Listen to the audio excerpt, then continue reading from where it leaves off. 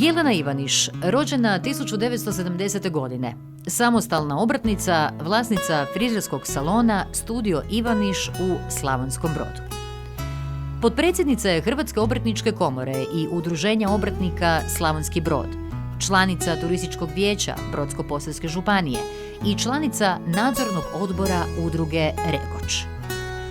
U obrtništvu je od 1989. godine, najprije kao zaposlenica u frizerskom salonu, zatim kao vlasnica salona koji uspješno radi već 21 godinu. U svom poslu pokazala je i dokazala izvrsnost kako u struci, tako i u sektoru naukovanja velikog broja učenika, za što je 2018. godine dobitnica nagrade Volonter godine grada Slavonskog Broda.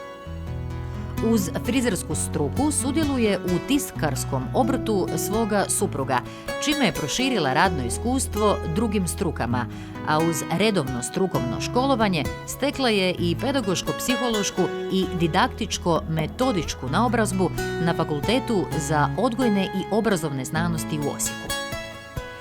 Ubraja se u nekolicinu najistaknutijih obrtnika u Brodsko-posavskoj županiji, te dužnosnika u više mandatima u tijelima Hrvatske obrtničke komore, Obrtničke komore Brodsko-posavske županije te Udruženja obrtnika Slavonski Brod.